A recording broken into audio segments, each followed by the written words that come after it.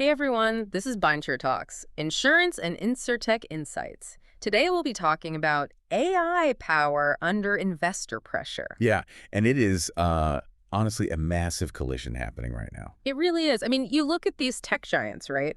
They are currently spending just billions of dollars to build the most power-hungry machines in human history. Yeah. And it's all just to win this artificial intelligence Right, race. it's the AI arms race. Exactly. Yeah. But the problem is that just 3 years ago, those exact same companies promised you, me, and the whole world that they were going net zero. Yeah. So today, those two realities are just violently colliding. It is Yeah. literally like watching a company try to fit a rocket engine into a Prius, Right. while simultaneously promising the public that they are like drastically cutting their carbon emissions. Oh, that is a great way to put it.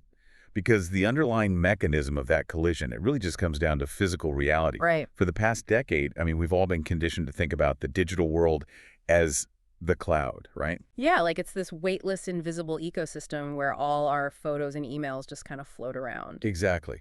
But artificial intelligence operates on a completely different mechanical level. Hmm. I mean, standard cloud computing involves a server just passively storing a file and then, fetching it when you click a link. It's a pretty light lift. Right. It takes power, but not much. But AI, especially when you're training these large language models, it requires massive parallel processing. Which means what, practically speaking? Well, I mean, you're taking tens of thousands of these highly specialized computer chips, the GPUs. Oh, right, the graphics processing unit. Yeah, you're running them at maximum capacity, literally 24 hours a day for months on end. Wow. And they generate an astonishing amount of physical heat when they do that. So to keep those chips from literally melting, you need massive cooling systems, Which means water. millions of gallons of water, Yeah. and just staggering amounts of electricity.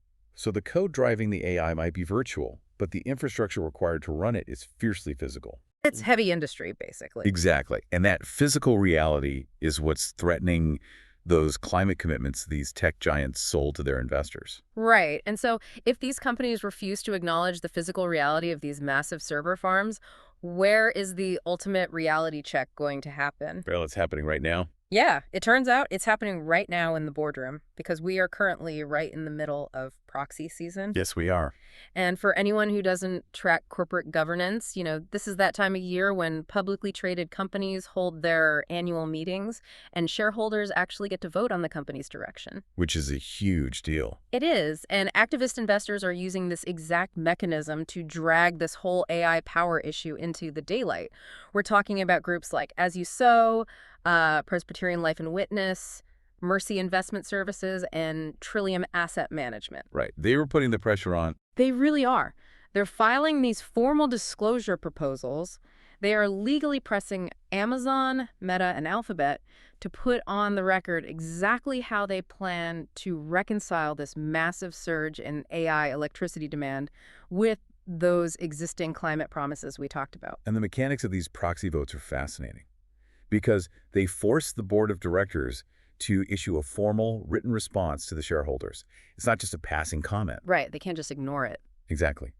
Amazon shareholders actually recently voted on one of these disclosure proposals, and voting is still open at Meta and Alphabet ahead of their annual meetings in late May and early June. But the companies aren't exactly welcoming this, right? Oh, not at all.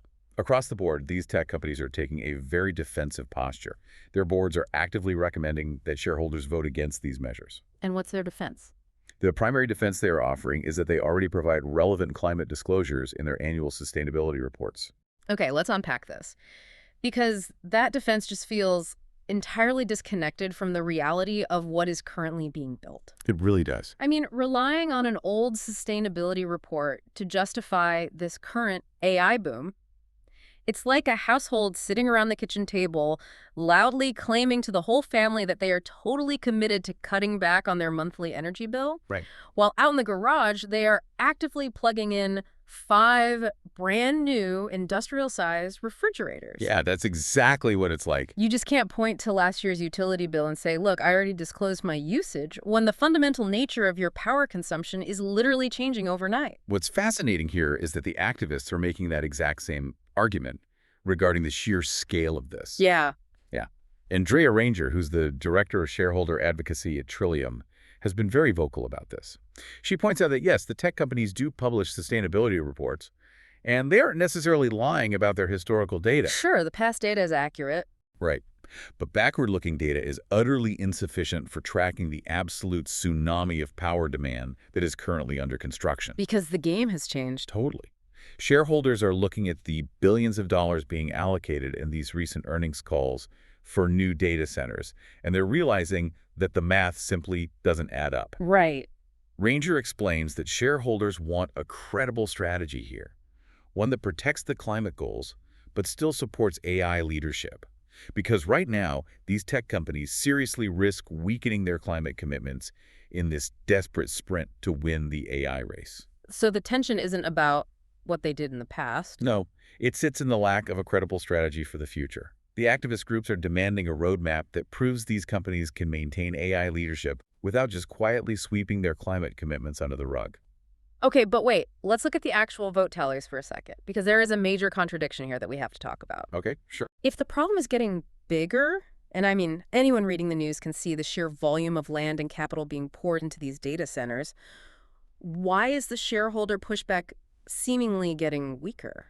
Yeah. I mean, Amazon explicitly pointed out that support for this year's climate measure was actually lower than the support for a very similar measure last year. Yeah, that is true.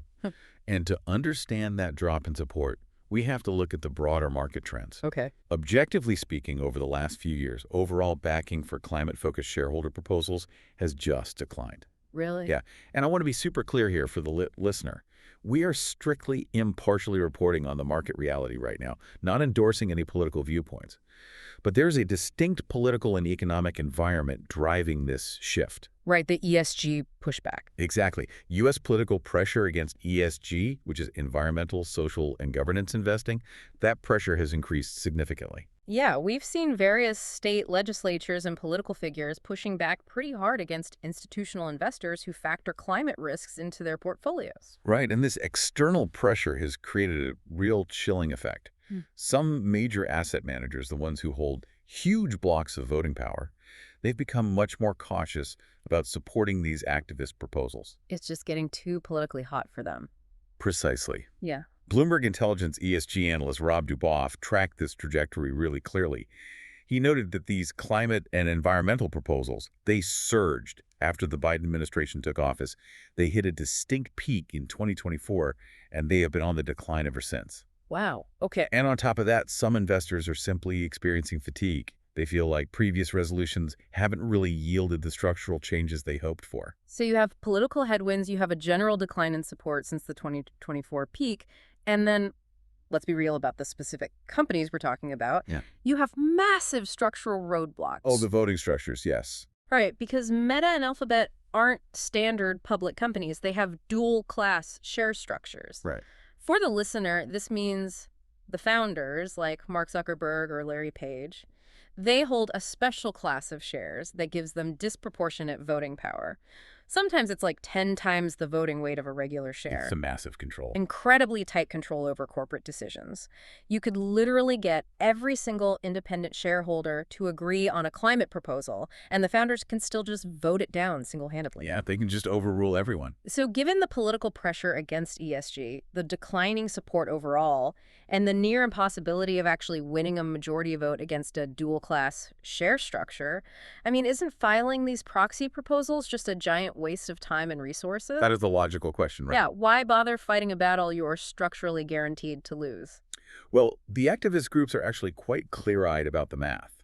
They openly acknowledge that this kind of investor accountability mechanism really only works, as they put it, at the margins. At the margins, okay. Right. They are well aware that they cannot manage systemic global climate risk just by filing shareholder resolutions that get voted down by a founder's supervoting shares. Right. To truly manage that level of systemic risk, they note that you need broader legal and regulatory action at the government level. So why keep filing them? Because the definition of winning in proxy season is rarely about securing 51% of the vote. Here's where it gets really interesting. Because if they know the final tally won't go their way, their strategy must be operating on a totally different level. Exactly. Kelly Poole, who is the climate and energy coordinator at As You Sow, explains this really well. She says these resolutions are a mechanism for signaling deep concern. It's about forcing an education process. It's like tossing a pebble into a pond. Yes. The initial splash, the actual vote percentage, might be incredibly small, unsuccessful even, but the splash isn't the point. No, it's not. The point is the ripples. You generate PR pressure. You force the board of directors to officially draft a response on the public record. You educate the big mainstream institutional investors who might not have realized the actual scale of the AI energy problem yet. Exactly. You're raising awareness. Yeah.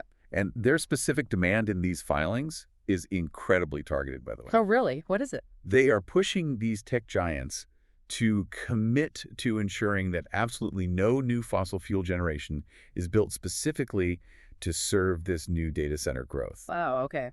Drawing a hard line. Yeah. They are demanding the clean energy development has to match the AI power demand. Because Poole emphasizes that boards cannot claim net zero commitments while actively expanding infrastructure that worsens climate risk. But I have to wonder, is there precedent for this? Has a tiny splash, like a failed vote, ever actually forced a massive corporate shift over time? Oh, definitely. There's a long history of investor campaigns altering governance practices over time, even when the initial votes fail completely. Like what? Take FedEx, for example. Activist pressure there eventually led the company to completely review and overhaul its executive severance policies. Oh. Or look at Netflix. For years, activists targeted Netflix's classified board. Wait, what is a classified board? It's a defensive structure where only a fraction of the directors are up for election in any given year. It makes it incredibly difficult for shareholders to hold the board accountable or enact a change in leadership because you literally can't vote out the whole board at once. Okay. That sounds frustrating for investors. Very. So activists filed proposals against this structure year after year. Initially, they faced massive resistance. The votes failed. Right. But the ripples of education and PR pressure grew. And shareholder pressure ultimately persuaded Netflix to drop the classified structure entirely. And they started requiring directors to stand for annual re-election. So the pebble works. The pebble works.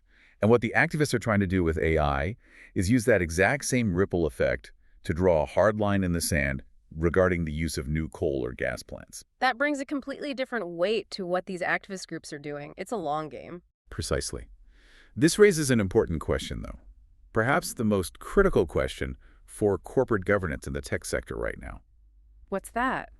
How do these highly intelligent, well-resourced boards of directors justify the cognitive dissonance? Oh, man. Yeah. I mean, how do you sit in a boardroom, approve the construction of multiple gigawatt-scale data centers knowing the local grid runs on fossil fuels, and then turn around and sign off on a public sustainability report claiming you are on track for net zero? It's a massive contradiction. And the activists are filing these proposals to force the boards to answer that exact question. But we can't just leave this in the boardroom, because these decisions don't just live on spreadsheets or proxy ballots. No, they don't. Let's bring this out of the abstract and into the physical world. These massive, power-hungry AI data centers, they have to be built somewhere. They take up huge tracts of land. Yeah, massive physical footprints. And that is exactly where a theoretical boardroom risk morphs into an actual financial risk.